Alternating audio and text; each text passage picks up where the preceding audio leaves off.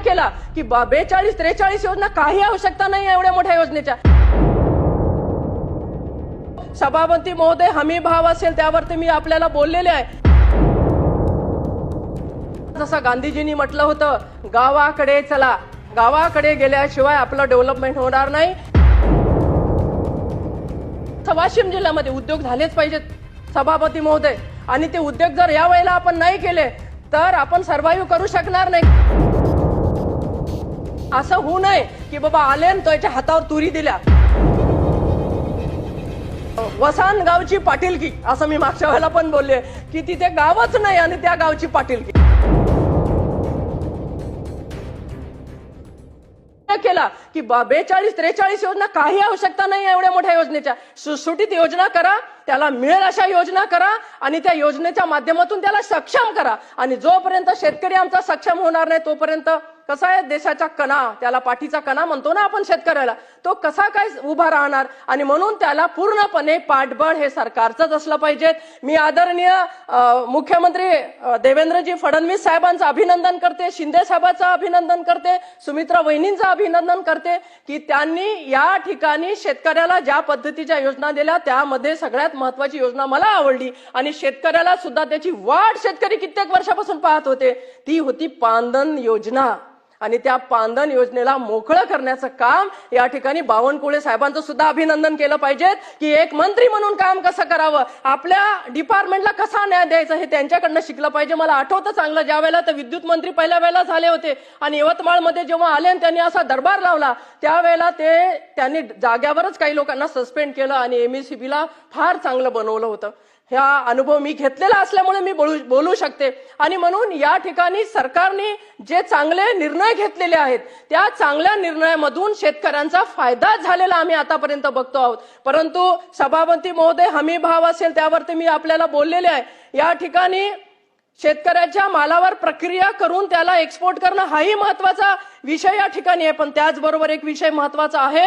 मी नेहमी म्हणते की आता जसं गांधीजींनी म्हटलं होतं, गावाकडे चला, गावाकडे गेल्याशिवाय आपलं डेव्हलपमेंट होणार नाही. इतके शहर मोठे झालेत आहिर साहेब, इतका मुंबईमध्ये इतकं बरोबर आहे ना, खूप कंजेशन झालेलं आहे. मुंबई असू दे, पुणे असू दे, संभाजीनगर असू दे, नाशिक असू दे. आता आपल्याला कुठे गेलं पाहिजे तर जिल्ह्यामध्ये, ज्या जिल्ह्यामध्ये काहीच नाही, जसं वाशिम जिल्ह्यामध्ये उद्योग झालेच पाहिजेत सभापती महोदय. आणि ते उद्योग जर या वेळेला आपण नाही केले तर आपण सर्वाइव्ह करू शकणार नाही. कारण हे युवक सगळे पुणे, मुंबई या शहराकडे येतात आणि तिकडे सगळं घर परिवार, तिकडे शेतीवाडी सोडून देतात. पण इकडे नोकरी 12,000ची 15,000ची मिळाली तरी करतात. आणि म्हणून ती नोकरी जर त्या जिल्ह्यामध्ये, जसा वाशिम जिल्ह्यामध्ये आपण एखादा उद्योग केला, कारण तो अशी आकांक्षी जिल्हाच आहे, तिथे करायला काही हरकत नाही सरकारने. जर मोठे मोठे आपण इन्व्हेस्टमेंट आणतोय, मी मागच्या वेळेला आदरणीय शिंदे साहेबांना पण विनंती केली होती 2 वर्षापूर्वी की असा एखादा प्रकल्प द्या. आजही मी सरकारला विनंती करते की आकांक्षी जिल्हे आहेत ना, द्या तिकडे मोठ्या उद्योगांना पाठवा, तिथे डेव्हलपमेंट होऊ द्या, त्या मुलांना नोकऱ्या मिळू द्या, त्यांच्या हाताला रोजगार मिळू द्या. आणि जोपर्यंत हे होणार नाही ना तर हे सगळं आता हे पोल्युशन, आपलं हे सगळं बदललं वातावरण, हे जे होत आहे ना ते थांबणार नाही. आणि म्हणून मला असं वाटतं की या ठिकाणी या सगळ्या गोष्टीवर ते निर्णय घेण्याची आवश्यकता सभापती महोदय या ठिकाणी आहे. आज रोजी केंद्र सरकारने कापसाबद्दलचा या ठिकाणी चांगला निर्णय घेतलेला आहे. मी अभिनंदन करते आदरणीय नरेंद्र मोदी साहेबांचं आणि आदरणीय देवेंद्र फडणवीस साहेबांचं. कारण आपल्याला भरीव निधी या ठिकाणी कापसासाठी म्हणजे कापूस उत्पादक शेतकऱ्यांसाठी मिळणार आहे. आणि तो म्हणजे जवळजवळ 26-27 मध्ये 11,460 कोटी 49 लक्ष आणि राज्याचे 7,640 कोटी 33 लक्ष म्हणजे 19,100 कोटी 82 लक्ष रुपये आपल्याला या योजनेसाठी, म्हणजे ती योजना कापूस उत्पादक शेतकऱ्यांना सक्षम करण्यासाठी आणि त्या प्रक्रिया करण्यासाठी, त्या सगळ्यासाठी देत आहे. ही फार महत्वाची बाब आहे. अनेक योजना चांगल्या आहेत. शेतकऱ्यांना कर्जमाफी झाली पाहिजे, शेतकऱ्यांना कर्जमाफी एक वेळ नाही 2-3 वेळेला केल्या. पण ह्या त्रुट्या ज्या आहेत ना, त्या त्रुट्या कुठेतरी आपण त्यातल्या शोधून त्याच्यावरती उपाययोजना करण्याची आवश्यकता आहे सचिन भाऊ, असं मला वाटते. आणि म्हणून संपवते. नाही, आणि काय झालं मागच्या वेळेला सुद्धा आम्ही बोललो इकडे, नाही नाही, हेमंत पाटील बिन म्हणजे कोणचं म्हणतात ना, कुठची पाटीलकी, बिन वसान गावची पाटीलकी, असं मी मागच्या वेळेला पण बोलले की तिथे गावच नाही आणि त्या गावची पाटीलकी. असं करू नका.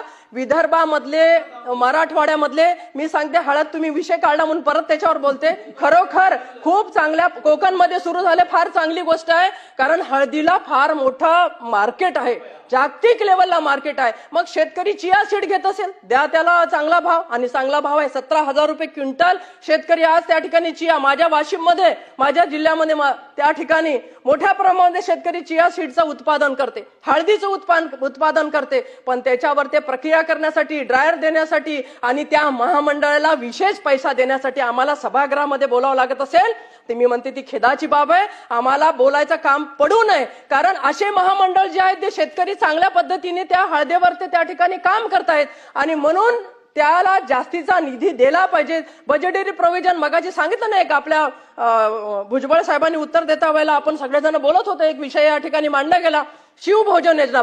झुणका भाकर केंद्र ते पहिलं होतं, बाळासाहेबांनी, शहाण्णव जोशी सरांनी त्यावेळेला ती योजना चालू केली होती, मला आठवतं चांगलं.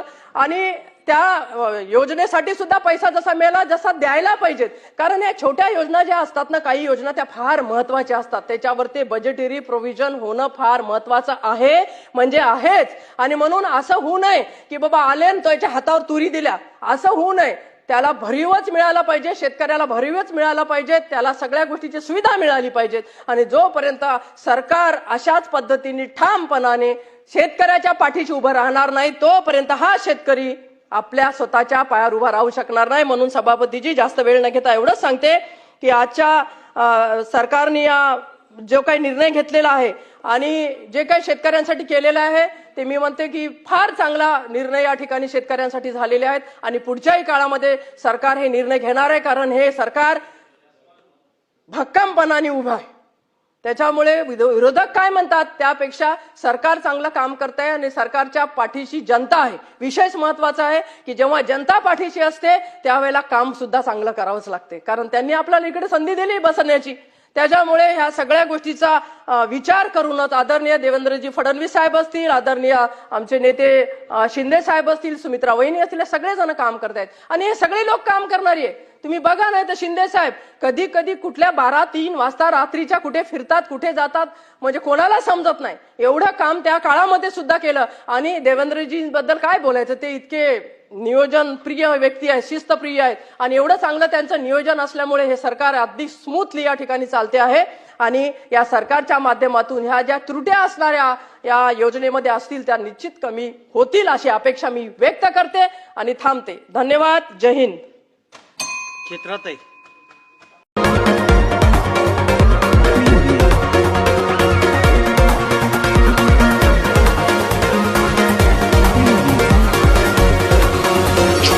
दैनिक लोकतंत्र, आवाज जनसामान्यांचा.